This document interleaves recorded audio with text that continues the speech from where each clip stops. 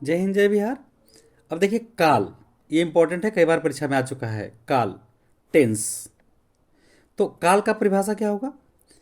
काल क्रिया का वह रूप है जिससे उसके करने या होने के समय तथा पूर्णता का या अपूर्णता का बोध होता है। देखिए ये पूरा परिभाषा है। ऐसे तो लिखा रहता है क्रिया के करने में जो समय लगता है उसे काल कहते हैं। देखिए क्रिया के करने में जो समय लगता है उसे काल कहते हैं। फिर से बता दूं, क्रिया के करने में जो समय लगता है उसे काल कहते हैं। लेकिन व्याकरण के हिसाब से जरा स्पष्ट, काल क्रिया का वह रूप, क्रिया का वह रूप है जिससे उसके करने या होने के समय तथा पूर्णता अथवा अपूर्णता का बोध होता है। यह पूरा परिभाषा हुआ। ठीक है। तो काल के भेद, काल मुख्यतः तीन प्रकार के होते हैं: भूतकाल, भविष्यत काल और वर्तमान काल। भूतकाल, भविष्यत काल और वर्तमान काल।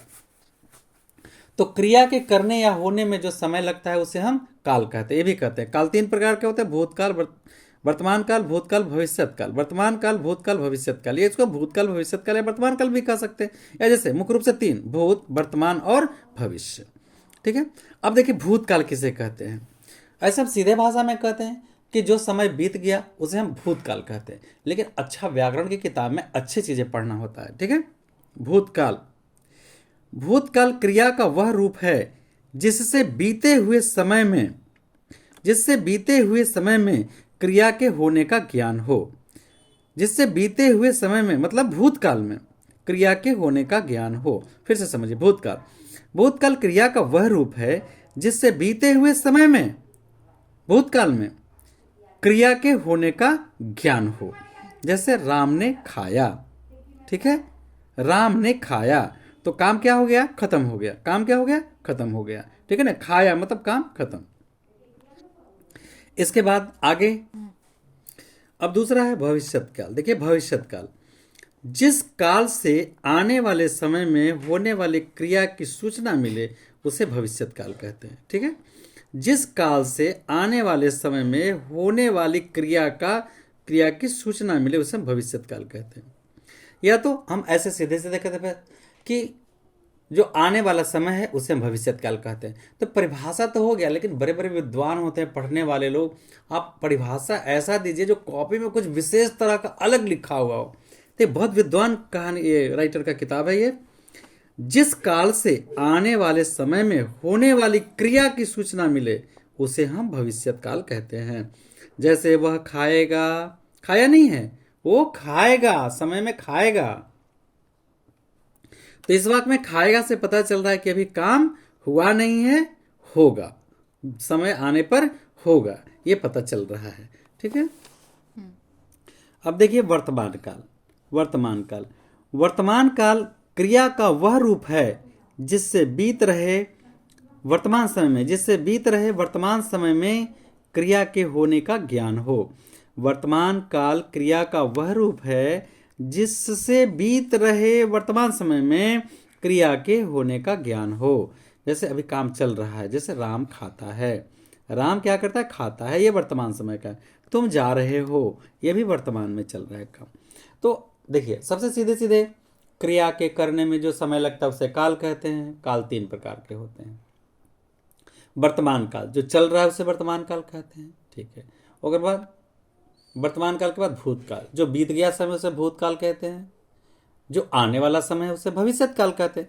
तो ये तो ठेठ भाषा का परिभाषा हुआ, लेकिन सही रूप से इसके व्याकरण है। व्याकरण में बहुत सारी चीजें आपको जानना चाहिए। वर्तमान काल, वर्तमान काल क्रिया का वह रूप है जिससे बीत रहे वर्तमान समय में क्रिया के होने का ज्ञान हो। जैसे राम खाता है, तुम जा रहे हो। ठीक है। अब हम आपको बारी बारी से सभी का पूरा परिभाषा आपको दे देते हैं, कौन कौन काल कितने कितने तरह का होते हैं। अब देखिए हम बारी बारी से सभी काल के भेद बता देते हैं। ठीक है। तो भूतकाल के 6 भेद होते हैं: सामान्य भूत, आसन्न भूत, पूर्ण भूत, अपूर्ण भूत, संदिग्ध भूत और हेतु हेतु मत भूत। अब हम नंबर 1 क सामान्य भूत के बारे में देखें। सामान्य भूत क्रिया के उस रूप को कहते हैं जिससे भूतकाल में क्रिया के किसी निश्चित या विशेष काल में होने की सूचना नहीं मिले। सामान्य भूतकाल, सामान्य भूत क्रिया के उस रूप को कहते हैं जिससे भूतकाल में क्रिया के किसी निश्चित या विशेष काल में होने की सूचना नहीं मिले। मतलब ये नहीं पता चले कि काम निश्चित रूप से कब तक ले हो जाएगा।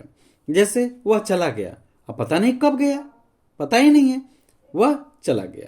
दूसरा ये आसन्न भूत, जिस काल से यह ज्ञात होता है कि क्रिया कुछ ही देर पहले समाप्त हुई है। देखिए काम हो गया, मतलब तुरंत अभी हुआ है, क्रिया कुछ ही देर पहले समाप्त हुई है, उसे हम आसन्न भूत कहते हैं। जैसे उसने खाया है, पूछा आप खाए हैं, तो हाँ इसने खाया है, मतलब काम खत्म हो गया। अब देखिए पूर्ण भूत, जिस काल से यह ज्ञात होता है कि क्रिया बहुत पहले समाप्त हो गई है, उसे हम पूर्ण भूत कहते हैं।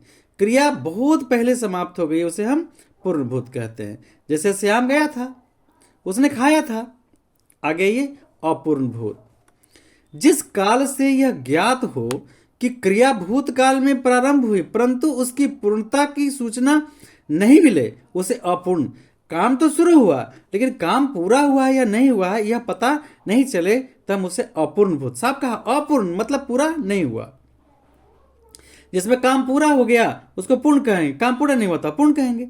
जिस काल से यह ज्ञात हो कि क्रिया भूतकाल में प्रारंभ हुई परंतु उसकी पूर्णता की सूचना नहीं मिले, उसे हम अपूर्ण भूत कहते हैं।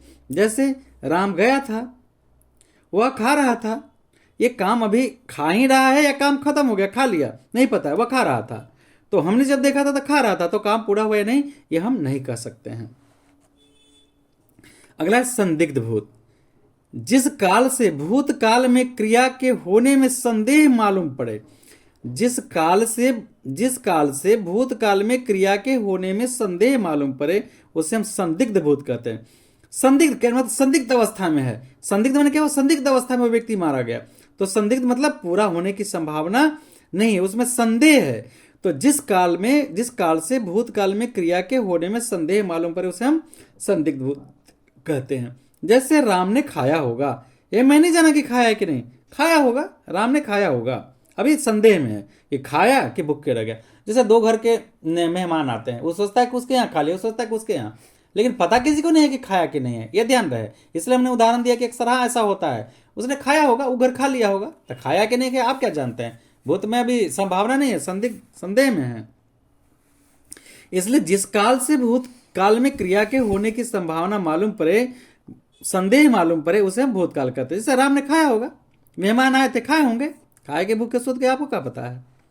हेतु मदभूत, जिस काल से यह ज्ञात हो कि कोई भी हेतु मतलब कारण, हेतु या कारण रहा होता है, उसके फलस्वरूप क्रिया भूतकाल में हुई होती, उसे हम हेतु मदभूत कहते हैं। जैसे श्याम आता, तो देखिए सवाल को समझ, जिस काल से यह ज्ञात होता कि कोई कारण रहा हो तो उसके फलस्वरूप कोई परिणाम मिले, यानी क्रिया भूतकाल में होती, उसे हम हेतु मदभूत कहते हैं। जैसे श्याम आता तो मैं जाता, तो श्याम भी नहीं किया तो हम जाएंगे कैसे।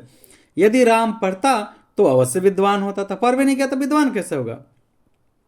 तो यहां पे कारण है, तो जिसमें कारण बताया उसे हेतु मत कहते। हेतु मतलब कारण, ठीक है। अब देखिए भविष्यत काल, तो भविष्यत काल के भी तीन भेद होते हैं, तीन। सामान्य भविष्यत, देखिए सामान्य भविष्यत, संभाव्य भविष्यत, हेतु मत भविष्यत, ठीक है। अब नंबर 1 है सामान्य भविष्यत, जिस काल से भविष्य में होने वाली क्रिया को काल संबंधी सामान्य अवस्था का ज्ञान, उसे सामान्य भविष्यत कहते हैं। जिस काल से भविष्य में होने वाली क्रिया को काल संबंधी सामान्य अवस्था का ज्ञान हो, उसे सामान्य भविष्यत कहते हैं। जैसे तुम खाओगे, देखिए तुम खाओगे, मैं जाऊंगा, मतलब अभी पूर्ण रूप से जाऊंगा, अभी होने की कोई संभावना नहीं है। खाओगे मतलब खाएंगे। जिस क्रिया से भविष्य में होने वाली क्रिया की काल संबंधी सामान्य अवस्था का ज्ञान हो, उसे हम सामान्य भविष्यत कहते हैं। तुम खाओगे, मैं जाऊंगा, ठीक है, इस तरह से ध्यान रखिए जरा। संभाव्य भविष्य, दूसरा में संभाव्य भविष्य, जिससे किसी क्रिया के भविष्य में होने की संभावना प्रकट हो, उसे संभाव्य भविष्य कहते हैं। भविष्य में होने की संभावना हो तो संभाव्य भविष्य कहते हैं। जैसे संभव है वह कल घर जाए, संभव है वह कल घर आए। ठीक है, संभव है वह कल घर आए। ठीक है, तो यहाँ संभावना है ऐसा। तीसरा ना, अगला नंबर है तीसरा, हेतु हेतु मद भविष्य।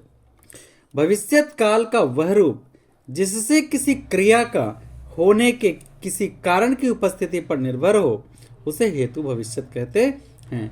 जैसे श्याम पढ़े तो विद्वान हो, नहीं पढ़ेगा नहीं होगा, तो यह कारण है, तो इसमें कारण हो हेतु हेतु मद भविष्यत कहलाता है।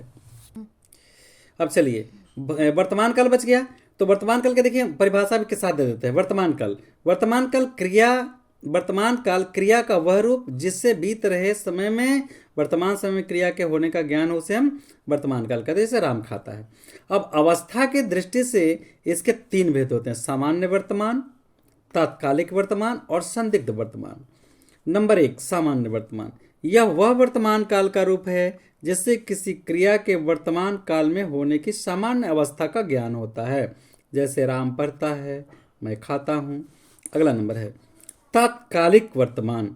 वर्तमान काल के जिस रूप से यह ज्ञान हो कि क्रिया चल रही है उसे तत्कालिक वर्तमान कहते हैं। जैसे तुम कहाँ जा रहे हो। संदिग्ध वर्तमान, संदिग्ध है जिस काल से क्रिया के वर्तमान काल में होने में संदेह मालूम पड़ता हो, जिस काल से क्रिया के वर्तमान समय में होने में संदेह मालूम पड़ता हो, अर्थात क्रिया हो रही है या नहीं यह संदेह बना हुआ है, उसे हम संदिग्ध वर्तमान काल कहते हैं। जैसे वह खा रहा होगा, खाया कि नहीं पता नहीं, वह खा रहा होगा। श्याम आता होगा। इस तरह से ये काल हम आपको पूरा समाप्त कर दिए। इसे याद कर लीजिएगा, ये बहुत इंपॉर्टेंट है, बहुत महत्वपूर्ण है काल का ज्ञान। जय हिंद, जय बिहार, बहुत सारी शुभकामनाएं।